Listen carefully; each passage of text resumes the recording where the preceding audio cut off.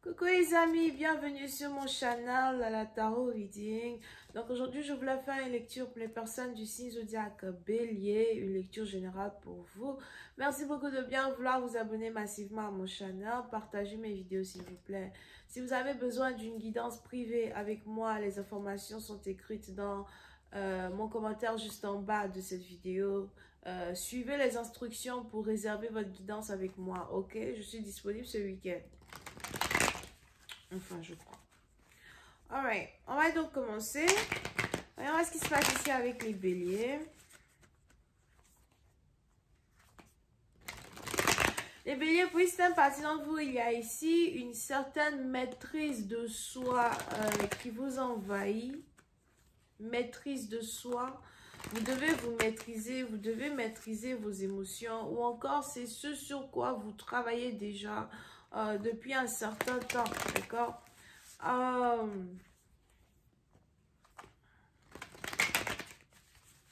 est ici dans une situation où votre maîtrise de soi est en rapport avec votre carrière, mais elle est aussi en rapport avec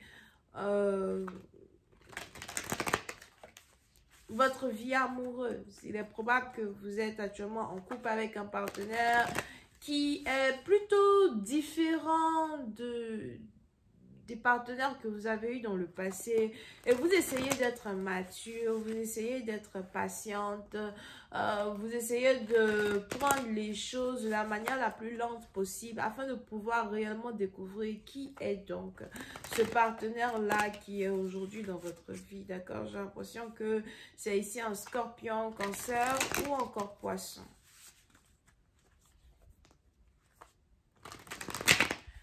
Just give me more information on this reading, please, for my Pisces, for my Aries. Thank you so much. Oops. Reading here for my Aries, please. Thank you. Oh là là.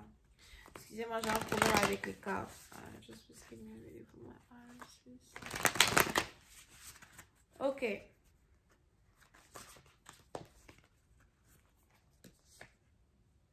Il y a plusieurs parties d'entre vous.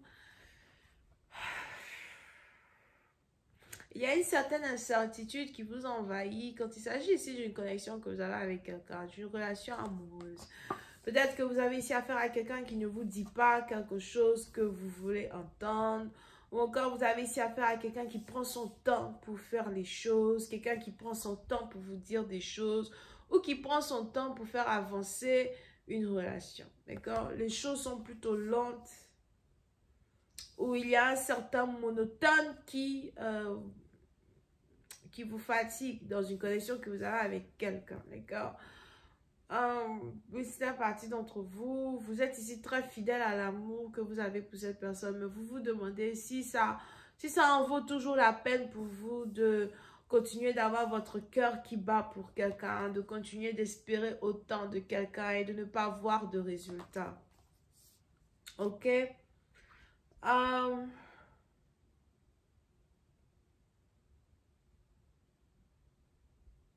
Pour une autre partie d'entre vous, il est probable que vous êtes sur le point de vous séparer d'une personne, ou encore vous êtes ici sur le point de prendre la décision d'abandonner une personne, ok? Les choses sont beaucoup trop lentes. Il est probable que ça fait déjà, si c'est une nouvelle relation, peut-être que ça fait déjà 6 mois, 4 mois, 4 semaines, 6 semaines, que vous êtes en train d'attendre patiemment que les choses avancent, mais rien n'avance. Et il est probable que vous voulez vous concentrer sur votre carrière, vous essayez de vous concentrer sur votre carrière, vous essayez de vous concentrer sur les choses qui ont beaucoup plus d'importance pour vous, vos finances as well. Ok.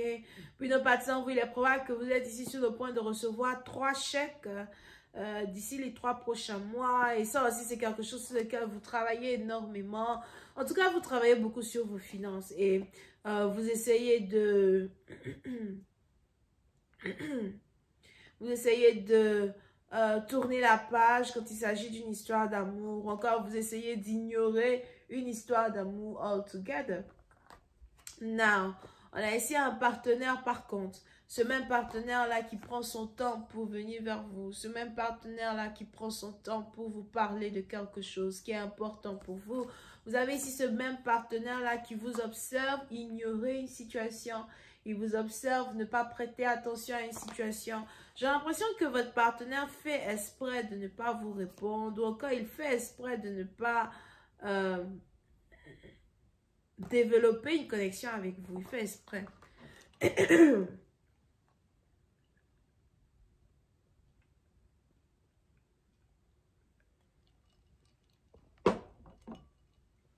Ok. On a ici quelqu'un qui fait exprès. La raison pour laquelle votre partenaire fait exprès, c'est parce qu'on a ici quelqu'un qui veut que vous perdiez votre sang-froid. On a ici quelqu'un qui cherche à vous faire perdre votre sang-froid. Peut-être qu'il a envie de voir quelque chose. Peut-être qu'il veut voir votre mauvais côté. Ou bien il veut voir vos défauts. Il cherche à voir quelque chose. D'accord? Vous pouvez ici être en couple avec quelqu'un avec qui vous travaillez ou encore vous avez peut-être ici une situation de travail où on a quelqu'un qui vous provoque, quelqu'un qui essaye de vous provoquer, un collègue, une collègue qui essaye de vous provoquer, d'accord?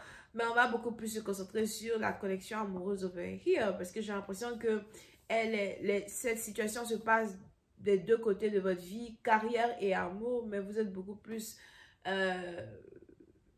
concerné par ce qui se passe ici en amour. Alright? So, on a quelqu'un qui prend son temps pour développer une connexion.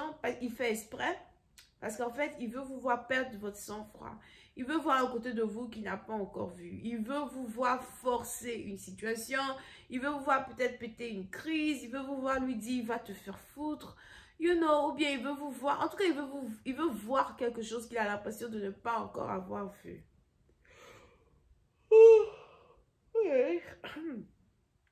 Désolé, il est encore, il est quelle heure là? Il est 5h du matin, ici 5h41. Ok, so, on a votre partenaire qui veut donc voir tout ça. On a votre partenaire qui vous provoque dans un certain sens du terme. Il veut vous faire bouger. Alright? Et pour certaines partie d'entre vous, vous ne le faites pas. D'accord? So, vous et votre partenaire, vous êtes tous les deux dans la même énergie. Mais pas pour les mêmes raisons. Donc, on a votre partenaire qui se concentre sur son travail, ne vous dit rien, ne fait pas avancer les choses, en espérant créer en vous une réaction en espérant créer en vous une réaction qui va vous pousser à aller vers lui et lui dire « Hey, je t'ai parlé la dernière fois, je t'ai envoyé un message la dernière fois, j'ai essayé de te dire la dernière fois que bon voilà, je suis intéressée à toi, etc.